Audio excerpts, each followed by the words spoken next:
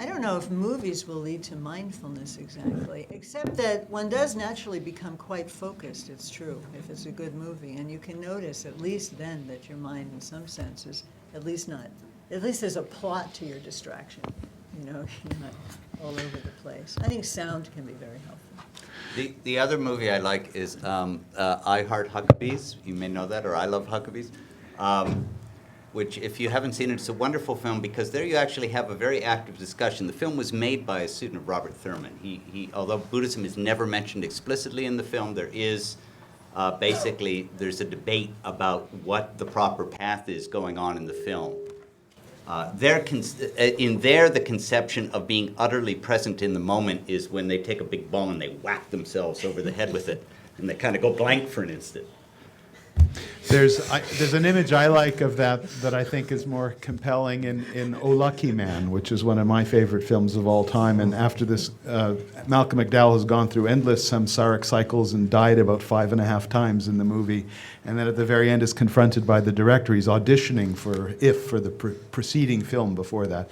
And he's told to smile. And he says, what's there to smile about, having lived through absolute misery?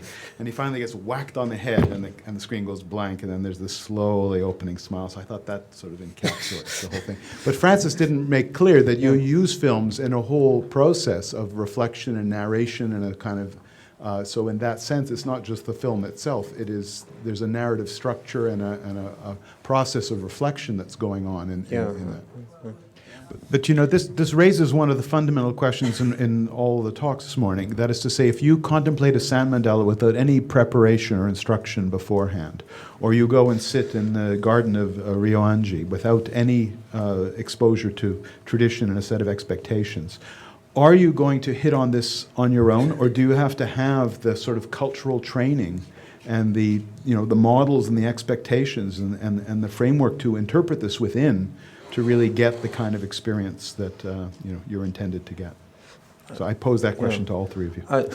I think in some ways, my initial reaction to the idea of film is that yes, there are parallels with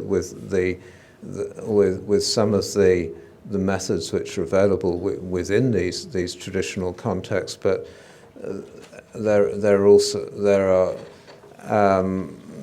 are also differences which would make it rather challenging and not necessarily impossible to use film. I think when you added, Laurence, that you're using a succession of films and contextualizing them in different ways, that makes rather more sense. It seems to me that looking, say, at the traditional Tibetan techniques, which often involve quite elaborate inner theatre, if you like, in which you're developing quite complex visualizations and interacting with them in various ways, there is also a level of control and direction to the interaction. It's a less passive process than film watching may often be, which I think comes back to your comment, Laurence, about the context of instruction within which you're dealing with that. So it seems to me this is a very interesting area to open up, but it's one that will need a fair amount of skill to work with if we're attempting to replicate some of the experience of the more traditional practices that also use rich visual and auditory and so on content.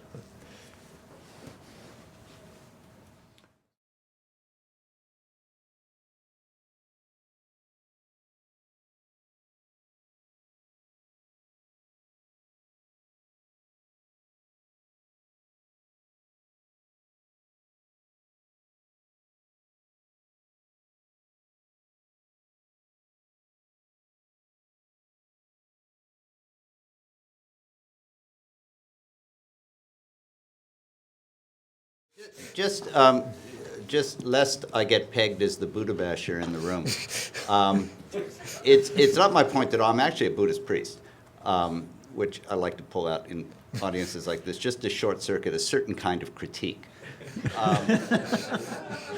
But the point is that all these issues, when you talk about mindfulness and it just somehow that we may, taking mindfulness out of context and so on, my point was really that whatever we're talking about by the term mindfulness, it was an area of tremendous dispute throughout Buddhist history.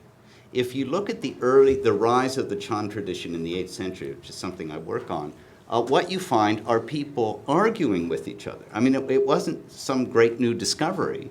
They were people at each other's throats. They took this stuff very seriously. They thought a lot depended on certain fundamental commitments that one made, and they disagreed vociferously with each other, and they attacked people quite open. I mean, what I find is so disheartening about discussions among Buddhists in America is no one's really willing to kind of, take off the gloves and talk seriously about this stuff. So on that specific issue, on intrinsic Buddha nature, which is the form that it takes in China, it was a subject of tremendous controversy. And the Hihan Bukkyo people, the critical Buddhist people, who were criticizing mainstream Chan and Zen, they saw the danger was this notion that there's something fundamentally, we have enlightenment at our core and all we have to do is peel off the outer layers and we'll discover it within. They saw that as pernicious and as politically and ethically problematic. From the point of view of psychiatry, there's this broader notion that Kenneth was raising about whether there is any kind of core, whether it's Buddha nature or human nature or anything else, and that we can somehow strip away culture and we'll get to something else. And it's that I guess I'd, again, like each of you to respond to that a little bit, because you're taking slightly different positions on that. Maybe there's a way even to reconcile them, but not prematurely. First, let's have a little conflict.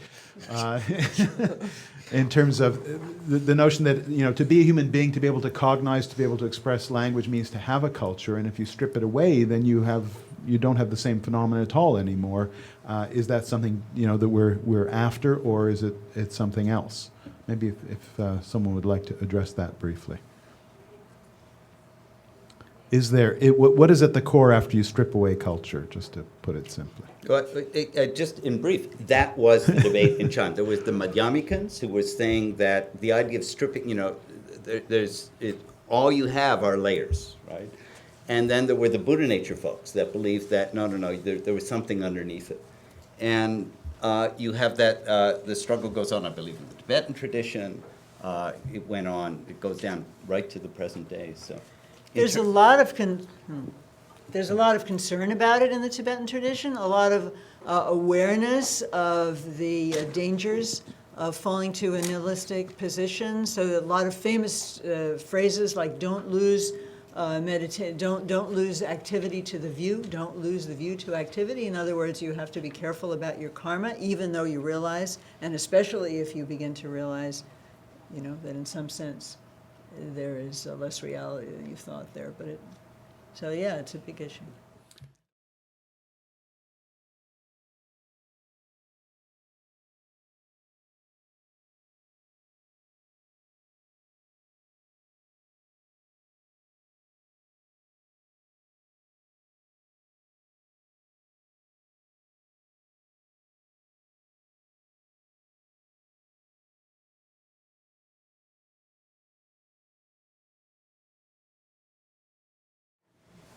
But when you talk about guarding the sense gates and so on, that resonates. But what you're trying to do there is make sure that akushala or unproductive states do not arise.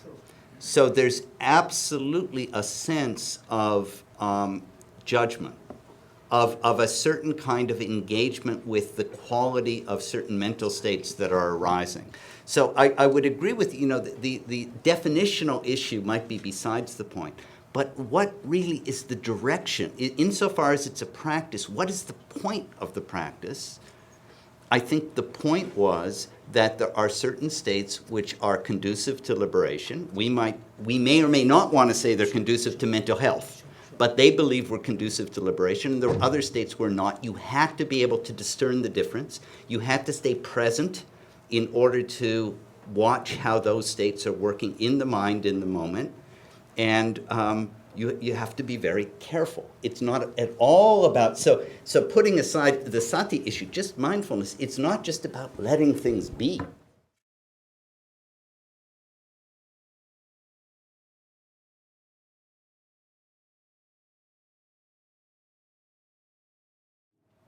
I completely agree. It's just that what I'm trying to get at is the values may be different in profound ways. Well, I think part of the problem, and in a way this comes back to the definition, is that it's so unclear what the values are here. And that, I mean, in the modern mindfulness movement, that so many things have come to be conflated under this label that unless we step back a little and sort out a bit more clearly what's going on, it's rather hard to raise the sorts of questions that we're dealing with here. And you know, even in what we've had this morning so far, I think one could go through the conversation and find quite a few different senses in which mindfulness is being used, none of which are necessarily wrong, but which easily create a kind of blurring in a context where we actually need quite a bit of precision, in part because of the point that Laurence was making before, that the methodological side of this, the how you do it, is actually quite difficult and quite challenging. And I think Anne and Bob are also addressing that in various ways. And I think if we do that, we maybe can also start to sort out a bit the questions about what is it we're trying to do, and is the progress to enlightenment anything to do with the progress towards better mental health, and what exactly does that mean anyway? You know, and there are a number of, obviously, a variety of issues there. So I think from that point of view, there's sort of a little more precision here, and is probably quite useful.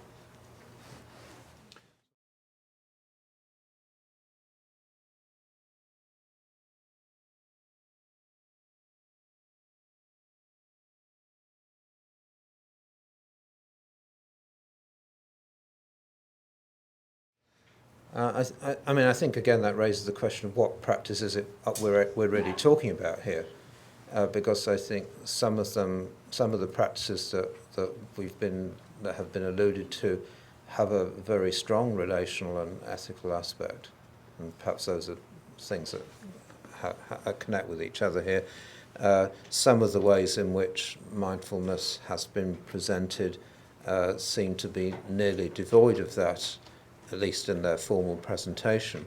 I see this much more as a process in which we're working out what it is that we can do with these techniques and approaches, and certainly the social and relational dimension, for me, is something that we have to deal with, and but I mean, we're in the middle of the process, so we can't really say what is it that we've got at this stage so easily.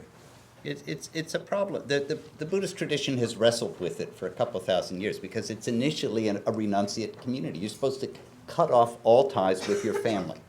Now, you do create an alternative communal world, but this notion of tying, you know, in a contemporary psychological framework, that they were advocating cutting off all ties with one family. I mean, you know, you're supposed to leave your wife and kids. Bye. We don't. We don't see that as necessarily a positively psychologically healthy thing to do. Now, as it developed, of course, you know, within the tradition itself, there was a lot of discussion about this. But there's no singular thing on this. I mentioned Levinas simply because of his critique of a certain kind of philosophical monism, and I think it's appropriate here for the kind of Buddhism, the New Age Buddhism that says, you know, what Buddhists say is that everything is okay just as it is, you know, so just let go of your hang-ups and whatever. That he saw that as particularly pernicious for some of the reasons that you mentioned, because of, you know, it doesn't legitimize taking social relations as not just seriously, but as a given, as foundational. In addition to both of those, there's also the question of to what extent one's relationship to oneself will impact one's relationship to others. There's in the early Pali Canon, I believe, there's a little vignette of two acrobats who come to the Buddha, and the master acrobat says, I'll look at you and you look at me and then we'll be okay. I think one is standing on the shoulders of the other, and the Buddha says, no, that's not right. Each one of you, you know, be really aware of what you are doing, and then it's going to work out. So there's a kind of ethical metaphor there as well. The psychological richness of marriage is not part of that culture, so in that way it's very different. The sense that everything is interdependent, which is discovered through careful observation, can have a lot of implication for allowing space for others, but I don't think it yet speaks to the psychological issues that we're so interested in relating, or issues of self-care versus giving oneself away to another. That all of that, I think you can thread it in, but how much it was there then is really a question.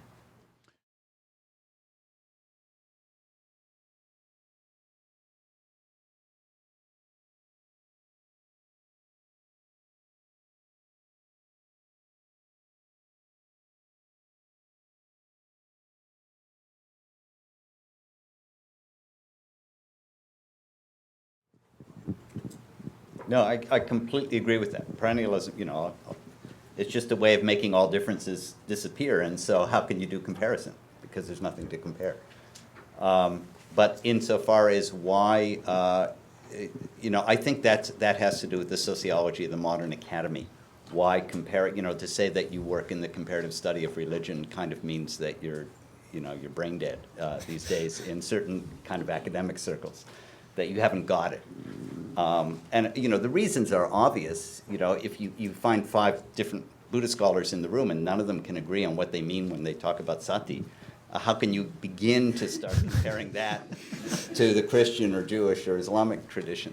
But nonetheless, we can talk afterwards. I think there are interesting new attempts to bring comparison back to the table.